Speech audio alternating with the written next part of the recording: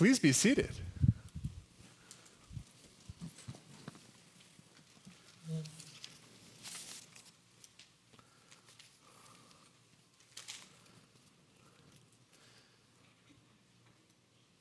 When you were a kid, were you really into dinosaurs for a while? Did you have like a dinosaur phase? I did. I don't know what your experience was, but I remember back in 1993 when the film Jurassic Park arrived in theaters, it was like a heat-seeking missile designed to target me in particular. I was like dinosaur crazy for a couple of years back then, and Spielberg's audience-friendly, special effects-laden film felt like it was personally made for me. I saw it 6 times in the theater. I did. But in truth, doesn't every child like dinosaurs? At least most of them do, I think. Why is that? It's just something fascinating about these incredible extinct creatures, right?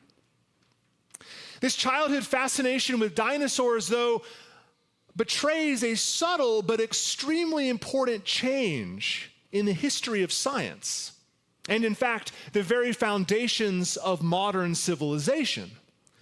Seriously. Because to admit that animals are extinct and can become extinct is actually a very new concept. In ancient times, Aristotle and Pliny both wrote biological catalogs that include many known animals, some of which are completely made up, but none of which are extinct. In the medieval era, fossils were known, of course, but it was assumed that these were the bones of still living animals who had simply migrated to other parts of the world and would be found one day. As late as the 1700s, when Carl Linnaeus invented the system of naming species that we still use today, he wrote a book called Systema Naturae, which included 63 species of scarab beetle, 34 species of cone snail, and 16 species of what he called flat fishes, but exactly 0 species that had gone extinct. This may seem odd because the curiosity cabinets of Europe were filled with trilobites and ammonites and mammoth bones and dinosaur fossils. But again, it was generally believed that these were ancient but still living animals whose remains had been relocated by the Great Flood, perhaps. In the mid-1700s, a zoologist named Georges Cuvier caused a stir when he examined the molar of an American mastodon, a creature of the last ice age, and proposed to the scientific community of the day that it belonged to an extinct form of life. Cuvier's position was vilified and mocked, and the intelligentsia of the day turned him into a laughingstock for suggesting the very idea. Thomas Jefferson, of all people, our own Thomas Jefferson, even weighed in on this controversy in the 1700s, writing that if it could not be found in Virginia, these mastodons must be roaming some parts of the continent that, as he put it, remain in their aboriginal state, unexplored and undisturbed. When, as president, Jefferson dispatched Meriwether Lewis and William Clark to explore the West, he hoped they might find evidence of this creature. Such is the economy of nature, Jefferson wrote, that no instance can be produced of her having permitted any race of her animals to become extinct, of her having formed any link in her great work so weak as to be broken. But what appeared to be unshakable dogma in the 1700s quickly gave way to reality in the following century. Industrialization, mechanized machinery, automatic weapons, pollution, and a great deal of other factors quickly began to show that nature might be beautiful, may have produced a great work, but not so great as human beings could not undo. The last couple of centuries have shown how fragile the natural world actually is. And since Jefferson's time, we have racked up a depressing list of newly extinct creatures, From the passenger pigeon to the dodo bird to the great auk, the Tasmanian tiger, and the quagga, a relative of the zebra whose last living member died in a Dutch zoo in the 1880s. But nothing proved Jefferson and his colleagues as wrong as the near extinction of the American bison. Once there were more than 50 million bison that roamed our Great Plains here in America. However, in 1902, due to overhunting and systematic killings intended to harm and displace Native Americans, the bison herds were annihilated down to a mere 50 living individuals. 50. In fact, all American bison today are descendants from that group of 50 survivors. In fact, there were so few bison, I found out, by the way, this past week, that they were interbred with other cattle, with other bovines. And so today, modern bison are not the same genetically as the ones from the 19th century. There were so few of them left that they had to do that. It's worth pausing to emphasize, I think, that shocking fact. We went from 50 million animals to 50. And all that it took was a century of systematic hunting to drive the American bison to the edge of extinction. Even today, 90% of all bison are actually raised as livestock, and only a tiny fraction of their once great herds are allowed to roam their ancient homelands, such as in Yellowstone National Park. The account of creation in the book of Genesis that we hear today emphasizes the grandeur and beauty of the work of God. Today we hear how out of a formless void of darkness, God speaks everything that exists into being: water and sea and sky, swarms of living creatures, birds and their multitudes, fish in the sea, and last of all, human beings are created in the image of God, male and female. When all of it was done, when the earth became covered with verdant greenery, when the animals made their homes in the sea and the swaying branches of the trees, when the birds roosted in their nests, and when human beings settled in the idyllic Garden of Eden itself, God rests. And this totality of creation, humans included, is then pronounced by God not just as good, but as very good. This creation, the universe itself, the earth, which even with all the advances of our science still remains the only planet we know of which we can inhabit, all of it is very good, God says, and reflects the loving purpose of the Creator who made it.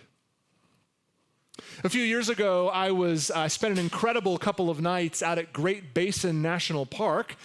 I don't know if you've had a chance to go out there, but it's one of my favorites in the entire country. It's a dramatic mountaintop and valley which contains some of the oldest living things on the planet. There's a bristlecone pine tree at Great Basin called Methuselah, which biologists believe to be 4,800 years old. It's incredible. Which means that before the foundations of the Great Pyramids were laid in Egypt, this bristlecone pine tree was growing. The Great Basin is famous for its remoteness on the border between Utah and Nevada, which makes it one of the most uninhabited places in the lower 48 states. And at night, the star field of the Milky Way was clearly visible, a blue-white pool of infinite starlight, unthinkably vast and ancient, beyond the ability of the mind to grasp. It makes me identify with the words of the psalm today, in which we hear the same meditation on the grandeur of creation and our place within it. When I consider your heavens, the work of your fingers, the psalmist writes, the moon and the stars you have set in their courses, what is man that you would be mindful of him, the Son of Man that you would seek him out?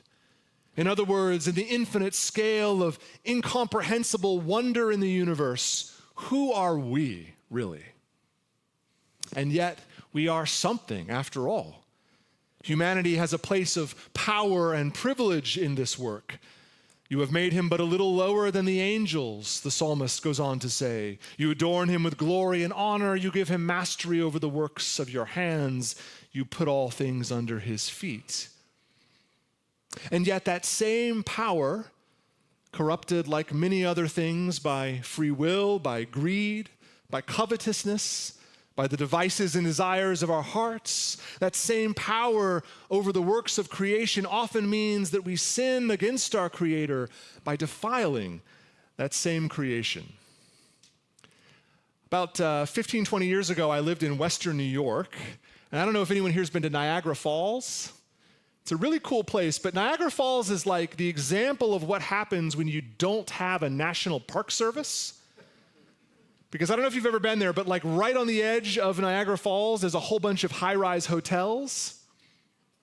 I have some family here who were up at the Grand Canyon a couple days ago, and I promise you, if that had not been set aside for the National Park Service, there would be a 6-story Hilton hotel with a neon billboard right on the edge of the Grand Canyon. It's terrifying to even think about. If God is the source of all that is, and the same God pronounced everything in creation very good, what does it mean if we pollute and defile and exploit that same creation? Our legacy on this issue is not a particularly good one. We have certainly dominated and subdued the world, but not generally to its benefit. There is very little left on our planet that is still wild. Today, biologists tell us that some 95% of all animal life on this planet are either human beings or livestock, which we keep for food, or our pets. And only 5% of all animal life on Earth is actually wild, living in the way that God created it. That's often the way of things. And our natural instinct seems to be to take as much as we can for as long as we can until the populations dwindle to nothing. We are very bad, I think, at knowing when to stop. And we dig greedily and deeply to take as much from the earth, from God's creation, as possible. I could offer many, many examples of this behavior, but perhaps a current issue might be relevant to you. Here in Arizona, the danger of wandering into very local politics, there is something called Project Blue over in Marana, which I can only describe as being euphemistically Orwellian in its name.